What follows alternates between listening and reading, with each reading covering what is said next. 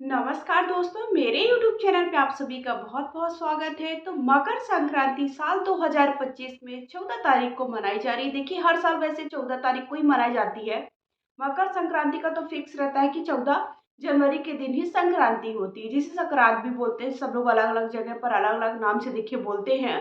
तो मकर संक्रांति के दिन स्नान और दान दोनों का बहुत ही महत्व होता है। जितना महत्व दान का होता है, उतना ही महत्व स्नान का होता है। कई लोग देखिए उसके बाद अलग-अलग जगह पर स्नान करने जाते हैं। संक्रांति के दिन भी बहुत लोग स्नान करते हैं, तिल का दान करते हैं, अलग-अलग चीज़ों का दान करते हैं।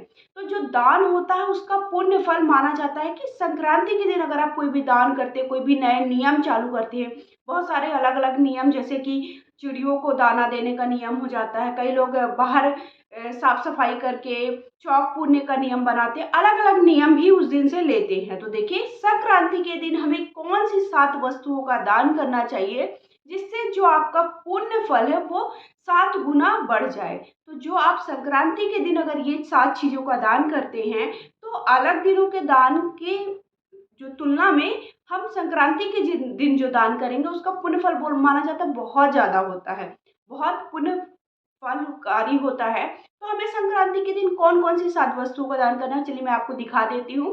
बिल्कुल भी लेट नहीं करती हूँ। अगर वीडियो आप सबको थोड़ा भी पसंद आता है तो प्लीज़ वीडियो को लाइक कर दीजिएगा। पहली बार चैनल पे जुड़े तो चैनल को सब्सक्राइब कर दीजिएगा।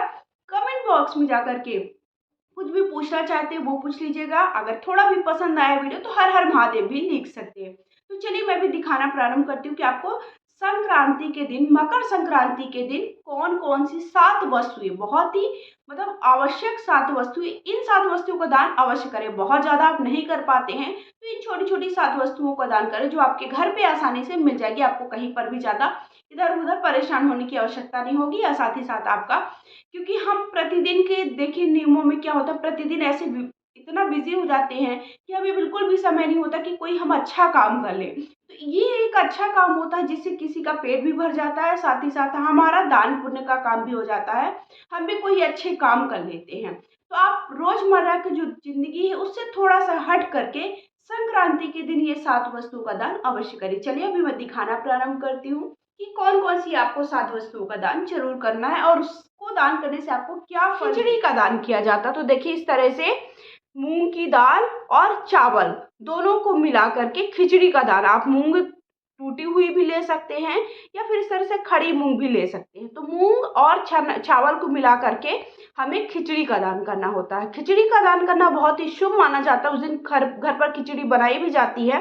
इस तरह से हमें देखिए हम अलग से भी चावल लेकर के, इस तरह से अलग से चावल ले लीजिए और मूँग ले करके भी आप मिला सकते हैं। यहाँ पर मूँग टूटी हुई मतलब मूँग की दाल भी ले सकते हैं। तो इस तरह से हमें खिचड़ी का दान करना बहुत ही शुभ माना जाता है। तो आप दोनों को मिला लीजिए। इसकी देखिए आप मात्रा बहुत ज़्यादा भी कर सकते हैं, कम भी कर सकते हैं। आप अपने हिसाब से देख सकते हैं कि आपको कितनी खिचड़ी का दान करना है। ज़्यादा कर आप खिचड़ी बनाकर भी उस दिन दान कर सकते हैं। वो जो ज़रूरतमंद है उन्हें खिला भी सकते हैं। अगर आपकी सामर्थ्य है और आपके पास समय है और आपके पास इतनी क्षमता है कि आप ये बना सकें, तो आप 14 लोगों को, 11 लोगों को या 21 लोगों को आप खिला भी सकते हैं। किसी ब्राह्मण नहीं है तो आप इस तरह से खिचड़ी मिला दीजिए और खिचड़ी जैसे ये देखिए मैंने मिला के बताया आपको। तो इस तरह से खिचड़ी लेकर के आपको उसमें, अगर आप केवल खिचड़ी का दान करते हैं, उसमें जो भी आपकी सामर्थ्य उतनी सामर्थ्य के हिसाब से दक्षिणा रख दीजिए और इस तरह से हमें जल लेकर के 3 बार घुमा करके और ये उसके ऊपर से वार देना है और इसे मिनस करके किसी भी ब्राह्मण को दे सकते हैं या फिर आप किसी भी मंदिर में दे सकते हैं। देखिए इसकी मात्रा थोड़ा बढ़ा करके आप दीजिए, किसी को भी दे रहे हैं। मैं केवल आपको दिखाने के लिए कर रही हूँ। आप जितनी भी दे सकते हैं, इतनी भी आप किसी को भी दे सकते हैं। तो सबसे पहली चीज़ होती है, मकर संक्रांति पर खिचड़ी का दान करना बहुत ही शुभ माना जाता है। ऐसा माना जाता है कि काला उड़द का दान भी धन धान्य को बढ़ाता है। इसलिए मकर संक्रांति के दिन हमें खिचड़ी का दान अवश्य करना चाहिए। आप अपनी सामर्थ्य के हिसाब से जितनी भी दान करना चाहे उतनी कर सकते हैं। उसके बाद गुड़ का दान, तो गुड़ के बने लड्डू भी आप दान कर सकते हैं और तिल और गुड़ के साथ में लड्डू बना सकते हैं। तिल शुद्धि का प्रतीक होता है, इसलिए तिल का दान करना स्वस्थ और शांति मिलती है। इसके साथ साथ गुड़ के दान से कुंडली में शनि और जो सूर्य दोष होता है जिनके जिनके वो निवारण होता है। इसलिए गुड़ का दान मधुरता और सकारात्मकता को भी बढ़ाता है। इसलिए मकर संक्रांति के दिन हमें गुड़ का दान अवश्य करना चाहिए। जन्म में जो भी कुंडली में सूर्य की स्थिति अगर आपकी खराब है तो आपको गुड़ का दान अवश्य करना चाहिए। इसलिए गुड़ का दान करने से आपका सूर्य मजबूत होता है। साथ ही साथ आपके जो भी जीवन में मधुरता आती है। तिल का दान करना चाहिए। तिल शुद्धि का प्रतीक होता है। तिल का दान करने से स्वास्थ्य लाभ होता है। साथ ही आपको शांति भी मिलती है। इसलिए हमें तिल का दान अवश्य करना चाहिए। कई लोग इस दिन गुड़ और तिल के दोनों साथ में लड्डू बनाकर भी उसका दान करते हैं, ताकि आपकी कुंडली में शनि दोष दूर हो सके। इसलिए हमें ये भी दान करना चाहिए। इसके बाद 7 प्रकार के हमें खड़े अनाज का दान भी करना चाहिए। इसमें जवा मैंने शामिल नहीं किया है, वो सबसे पहला पृथ्वी पर आया हुआ अनाज है, तो उसको भी आप शामिल कर सकते हैं। और आपके पास जो भी खड़े अनाज है, 7 प्रकार के खड़े अनाज ले लीजिए। चावल, गेहूँ, दाल, बाजरा जैसे अन्न का दान करना भी बहुत ही शुभ होता है। गरीब और ज़रूरतमंद को माना जाता है कि अन्न का दान करने से धन धान्य की वृद्धि होती है। मकर संक्रांति पर खिचड़ी का दान जितना शुभ होता है, उसी प्रकार से हमें ये सारे अनाजों का दान करना भी बहुत ही शुभ माना जाता है। तो हमें मकर संक्रांति के 7 प्रकार के अनाज का दान अवश्य करना चाहिए। साथ ही साथ चावल को भी मैंने शामिल किया है। तो ताकि आपके घर जीवन में कभी भी आपके घर में धन धान्य की कमी ना हो, माता अन्नपूर्णा का वास हमेशा बना रहे, इसलिए हमें अनाज का दान भी करना चाहिए। आप अपनी सामर्थ्य के अनुसार अनाज ले लीजिए, उस पर यथासंभव दक्षिणा रख लीजिए।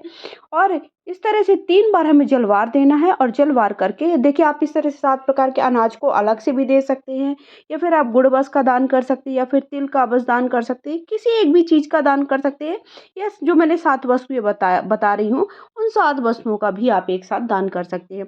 आप किसी ज़रूरतमंद को दे दीजिए, या फिर आप किसी ब्राह्मण को दे सकते हैं, या फिर कहीं मंदिर में भी आप भी जा सकते हैं। तो इस तरह से देखिए, हमें 3 बार जलवार देना है। और ये हमें कहीं पर भी किसी भी मंदिर में भेज दीजिए। ये आप एक बार मकर संक्रांति के दिन कर सकते हैं, या फिर 14 तारीख को, प्रत्येक महीने की 14 तारीख को भी आप कर सकते हैं। उसके बाद घी का दान करना भी बहुत ही शुभ माना जाता है। हो सके तो गाय के घी का दान करिए। अगर आपको मिल जाता तो गाय का घी का दान करना बहुत ही शुभ माना जाता। तो आप गाय का घी मिल जाए तो अच्छी बात है। नहीं, आप तेल का भी दान कर सकते हैं, सरसों का तेल का दान भी कर सकते हैं, ताकि आपका शनि मजबूत हो सके। शनि की आपकी अगर शनि की कृपा अच्छी नहीं चल रही है आपके जीवन में, तो आप यहाँ पर सरसों का तेल भी दान कर सकते हैं। उसके बाद आप नारियल का भी दान करना शुभ माना जाता है, वो भी आप दान कर सकते हैं। इसके बाद नमक का दान करना। नमक का दान करने से माना जाता है कि अगर कर्ज की समस्या आपके जीवन में है, तो आपके जीवन में कर्ज की समस्या नहीं रहती है। इसलिए हमें आज के दिन नमक का दान भी करना चाहिए। आप चाहे तो सफ़ेद नमक या काला नमक, कोई भी नमक अपनी सामर्थ्य के हिसाब से पैकेट में भी दान कर सकते हैं। 7 लोगों को, 14 लोगों को, या एक किसी को भी, या फिर थोड़ा सा कटोरी में भी लेकर के आप दान कर सकते हैं। इसके साथ साथ तिल के लड्डू का भी दान करना, जैसा कि मैंने बताया, गुड़ तिल को साथ में मिलाकर लड्डू भी बनाना बहुत ही शुभ होता है। लड्डू का दान करना भी आपके जीवन में मधुरता बनी रहे, इसके लिए हमें तिल के लड्डू का भी दान करना बहुत ही शुभ होता है। उसके बाद अंतिम हमारी चीज़ आती है, हमें कपड़ों का दान, अर्थात कंबल और वस्त्र का दान। ठंडी का मौसम चल रहा है, तो कंबल और गर्म वस्त्र, उन्हीं कपड़े दान करना भी बहुत ही विशेष फलदायी होता है। गरीब और जरूरतमंद को दान करिए। दान करने से आपको समृद्धि और तो इस तरह से आपको मैंने बताया कि संक्रांति के दिन, अर्थात मकर संक्रांति जिसे संक्रांत भी कहते हैं, उस दिन कौन कौन सी 7 वस्तुओं का दान आपको करना चाहिए। इन 7 वस्तुओं के दान करने से आपको साल भर में जो भी आपको दान करने का फल प्राप्त होता है, वो एक दिन अर्थात संक्रांति के ही दिन इन 7 वस्तुओं के दान करने से उस पुण्य फल की प्राप्ति, महागुना फल मिलता है। इसलिए हमें संक्रांति के दिन इन 7 वस्तुओं का दान अवश्य करना चाहिए। अगर 7 का दान करने के आप नहीं कर पा रहे हैं, तो किसी भी एक वस्तु का दान करना आप मतलब फिक्स कर लीजिए कि हमें इस एक वस्तु का दान करना है। जैसे कि खिचड़ी का ही दान करना, या फिर नमक का ही दान करना, या फिर घी का दान करना, या फिर हम केवल तिल का दान करना चाहते हैं, या फिर हम ठंडी के कोई भी कपड़े का दान करना चाहते हैं। ये तो बहुत बड़ी बात होती है, क्योंकि इस समय ठंडी का महीना चल रहा है। किसी भी एक व्यक्ति को भी अगर आप ठंडी का कोई भी कपड़ा दे देंगे, उसके लिए बहुत ही आपको वो पता नहीं चलेगा। लेकिन जब आप कोई भी ऐसा दान पुण्य का काम करते हैं, और उससे जो उनके मन से जो आपको आत्मा से अच्छी चीज़ निकलती है, आत्मा से निकलता है कि आपके लिए आशीष देते हैं, वो आशीष आपके लिए बहुत बड़ी बात होती है और आप जीवन में दोगुना चौगुना बढ़ते हैं। इसलिए हमें कोई ना कोई पुण्य का काम करते रहना चाहिए। तो आई होप आप सबको मेरा वीडियो बहुत ही ज़्यादा पसंद आया होगा, जानकारी भरा लगा होगा। और आपको कुछ भी ऐसा डाउट है जो आप पूछना चाहते हैं, कमेंट बॉक्स में जाकर ज़रूर पूछिएगा। वीडियो थोड़ा भी पसंद आया तो लाइक करके कमेंट बॉक्स में जाकर के हर हर महादेव अवश्य लिखिएगा, या फिर आप जिस भी भगवान को मानते हैं उनका नाम लिख सकते हैं। और आपको और भी संक्रांति से जुड़े हुए, संक्रांति में कौन कौन सी नियमों को लेते हैं लोग और साल भर उन नियमों का पालन करते हैं, उससे जुड़े हुए वीडियो आपको मेरे चैनल पे मिल जाएंगे। मेरे चैनल पे जुड़े रहने के लिए सब्सक्राइब कर लीजिएगा, बेल आइकन को दबाइए ताकि वीडियो की नोटिफिकेशन मिलती रहे और आपको अगले वीडियोस मिलते रहें कि अगला क्या है, कैसे आपको ये सारी चीज़ें करना है, कौन कौन से नियमों को लाना है संक्रांति से। जैसे कि राम नाम लिखने का नियम है, तो आपको राम नाम लिखने का नियम कैसे लेना है, और या फिर आपको किसी चिड़ी मतलब जैसे पक्षियों को चुगने का, दाने चुगाने का नियम है। साथ ही साथ आपको चौक पूरने का नियम है और बहुत सारी चीज़ें हैं। तो वो कैसे, आपको कौन से नियम लेना है, किस दिन से नियम लेना है, कैसे नियमों का पालन करना है, सारी जानकारी मेरे वीडियोस अर्थात चैनल पे मिलती रहेगी। तो आप सबको हर हर महादेव। जय हो राधे कृष्ण की।